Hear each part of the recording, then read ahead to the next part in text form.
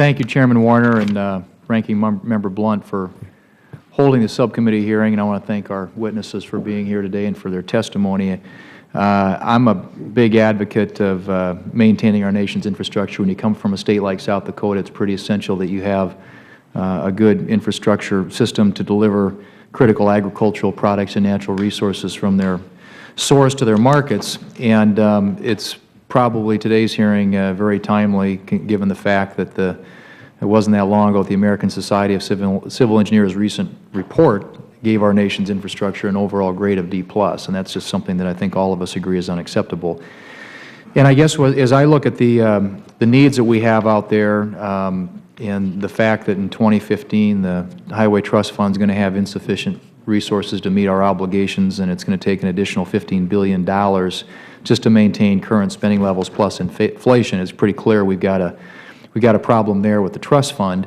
But it's also important that when we think about these new sort of innovative infrastructure funding mechanisms that we take into account the needs of the entire nation, and I think that's been touched upon today by some of my colleagues. But it's important that rural states like South Dakota, which have unique challenges, are also able to participate in those types of programs, and that these innovative financing mechanisms are not a replacement for, a substitute for, but additive to the important role the Federal Government has in ensuring that our nation's transportation network is maintained and improved.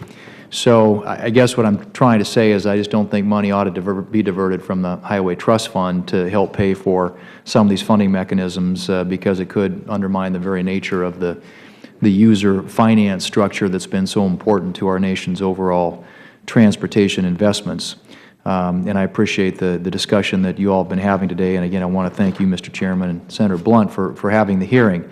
I did want to ask with regard to these new ideas and things that are out there.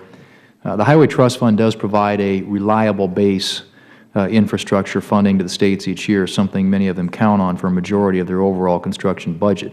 How do we ensure that an infrastructure financing authority is self-financing and doesn't divert funds that would otherwise be used to support the Highway Trust Fund?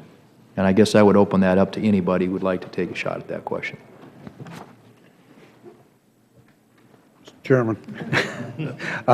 Senator Thune, thank you for that question. And I think the answer is how you structure the organization and how it's basically segregated from the main flow of money.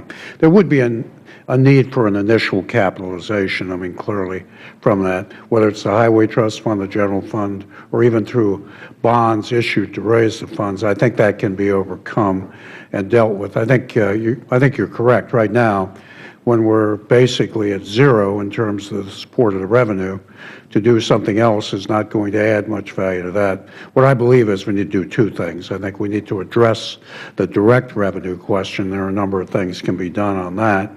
And the second is, in getting these funds off the ground and this kind of a infrastructure mechanism, it could be very helpful not only to urban or big projects, but rural areas. I had a lot of time to contemplate this in the stimulus bill when we tried to move basically an infrastructure bank proposal, and we made special allocations for the rural areas to help make that more usable and attractive along the way.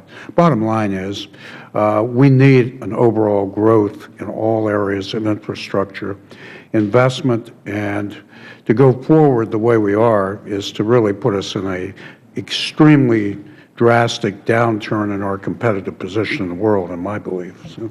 All right. Let me ask if I could, I'd like to direct this to Mr. Dove and or Mr. Offit.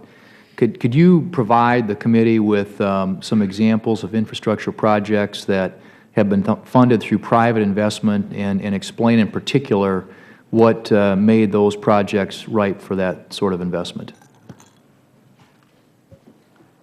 In my oral remarks, Senator, there was a discussion about the project in Connecticut, which I think is a good example. But I would also quote another example, which members of the committee here may be familiar with, which is the Miami Ports Tunnel, where this was a need to basically take trucks off the surface streets between Interstate 95 and the port by the construction of a tunnel. And the private sector became involved in that and has financed that, and they did it through a combination of different sources of revenue, but at the end of the day, the tunneling risk basically fell with the private sector and not with the public sector, which was a great benefit to the state of Florida. So that's one example of it. Yeah, the good news is there are definitely examples in the United States. I think it's a growing number. We're still fairly small relative to some other countries like the UK and Australia and so on that have been quite busy at this before.